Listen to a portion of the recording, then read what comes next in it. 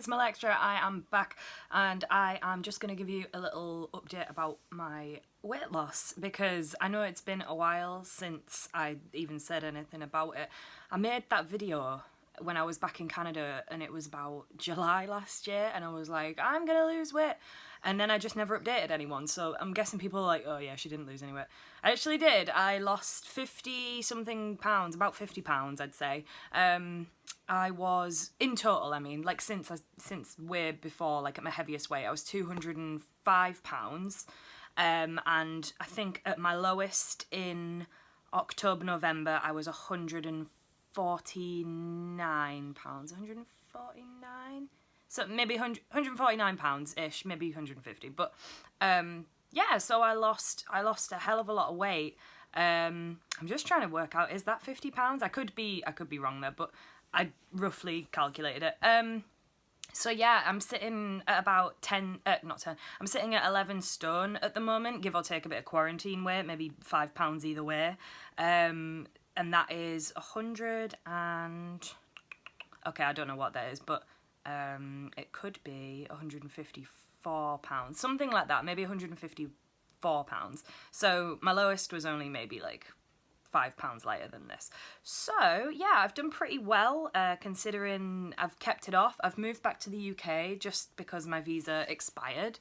Yeah, that wasn't the best thing to happen, but like I knew it was coming and I hadn't got my permanent residency sorted yet, so I've just come back. I actually managed to find a second working holiday visa so I can go back to Canada for another 2 years, but the day I got the last bit of my visa done, the travel ban was announced because of coronavirus. So it's just on hold. It's not forever, but I am literally just waiting for a yes or a no. It's just usually when that waiting period happens, it's 8 weeks, or if you go through a recognised organisation like I'm doing, it's usually maybe a week. But I missed the boat on that one, so what would have taken a week for me is now going to take an indefinite period of time. So there's a lot of, oh crap, I hope I get approved and all this. So we'll see. But my plan is to go back to Vancouver, and that is going to be, I was supposed to be moving in with my boyfriend in June, but that's kind of maybe on hold for a little while now. So hopefully we can be all moved in sometime, maybe, you know, latest August. I'm just guessing because no one knows what's happening right now. But yeah, I am moving in with my partner, and that's going to be soon. So I'm going back to Vancouver. Yeah, so that's what's been happening with me. Yeah, COVID's been a bit rough, especially for me. Got some like personal things going on in my life that I won't get into, but there's been there's even more so than everything that's happening to everyone, because everyone's going through a rough time at the moment. There's something especially like quite nasty that's happened. So I'm just trying to keep really, really positive and, you know, just keeping simple things going, like waking up at a decent time. That's not going great, to be fair, though. Like I need to really like fine tune that and maybe pull an all-nighter at some point. Wake up at a decent time, try and exercise and eat right, because it is easy to fall into old habits when you're in quarantine. I don't know if any of you have recently lost any weight, and now this spanner in the works has happened, and it is a struggle, because in England at least we are allowed out for one form of exercise a day, so you can do whatever you want at home, but like you're only allowed to like go for a walk or a cycle like once a day, which, to be fair, is more than enough to like keep losing weight. But for me, living with older people, or if you're living with like people with health conditions and things, I don't know about you, but I feel like reluctant to go out because I'm scared that, not for me, I don't care if I get this virus. I'm happy to like go back to Vancouver as soon as the borders open, even if it's like high risk. It's not something, I know it does affect young people, but it's disproportionately older people. Like I'll take my chances so I can live my life and get back on track. But I'm worried about getting it and bringing it home to my parents, even with social distancing, even with avoiding going out so often. it still is a fear in my mind that I'm going to get it and give it to my parents who are like in their 60s. So, yeah, that's not great. So I am trying to kind of get over that because they're still going out, but it's more like it's maybe a bit of a guilt thing. Like I don't want to be responsible for that and then them get ill and whatever. But you can't think like that, I guess. Like at the moment, like it's really important that I'm getting vitamin D and exercise, and I'm glad that they're still going out at least like once a day, but it's literally just me that's being a hermit. It's funny, right before this all kicked off, I was watching documentaries about hikikomoris.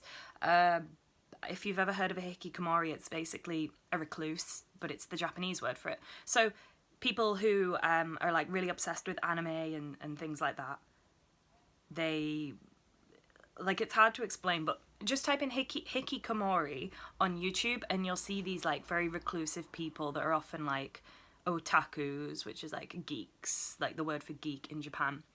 But it's really, really interesting. But they kind of make their own, I don't know if it's more of a mental health thing. I think it might be more of a mental health thing. I think when I first read about it, it seemed like it was maybe a choice, and it was like, we're really into like anime and we just want to have our own space, and like I just want to be alone and I like it that way. But I think a lot of people, it's kind of it's actually a reclusive thing where it's like agoraphobia or agoraphobia if you're American or Canadian. So have a read about that because it's really interesting, and those people have been doing basically what everyone else in the world is doing right now for years, and it's been a thing. So just interesting stuff.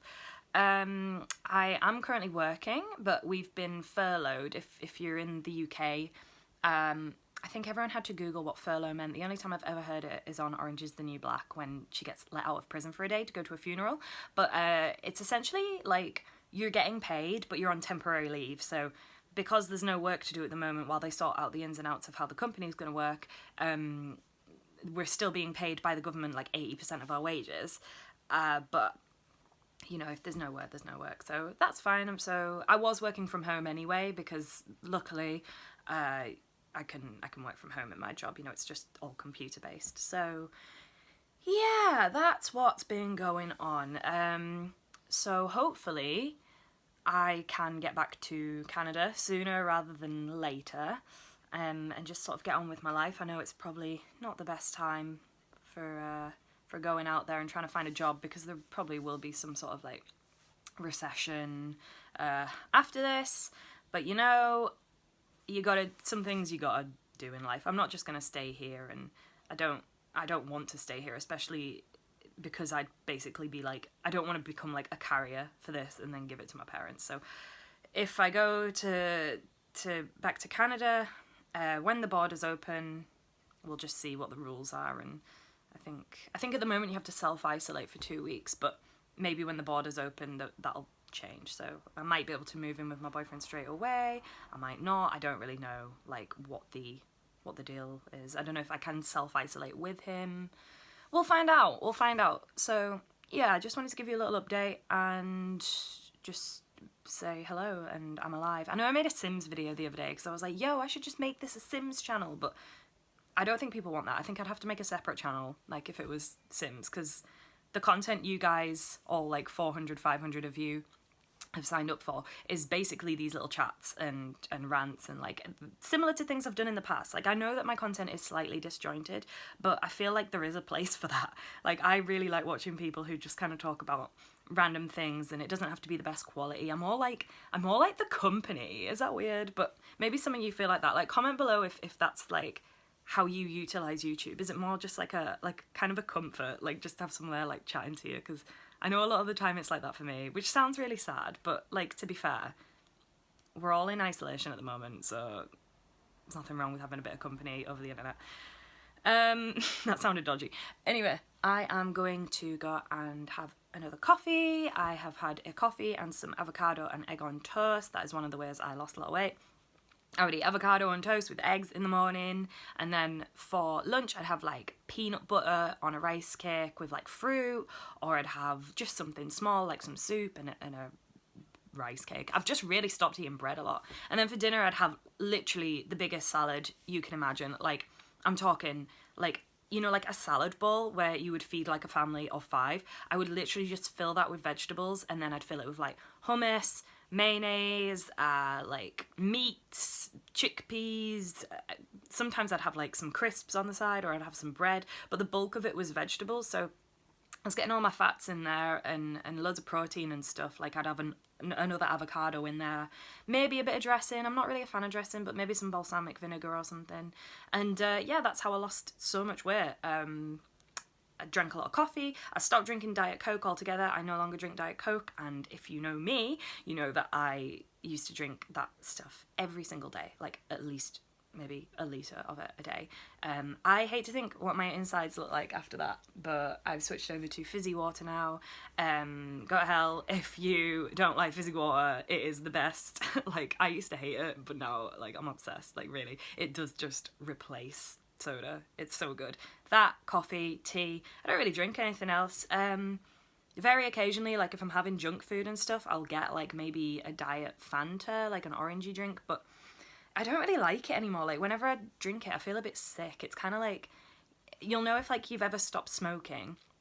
I kind of, you know, socially smoked on and off for many years. It was maybe a bit more than social smoking. Like it was, but it wasn't quite like full-time smoking. But like when I was a teenager, like, and then one day I stopped, and now like I can't even smell a cigarette without feeling sick. Like, no. I guess unless I'm like really, really, really drunk. Like I can probably count on one hand how many cigarettes I've had in the past 5 years. Like it's literally like a puff if I'm paralytic.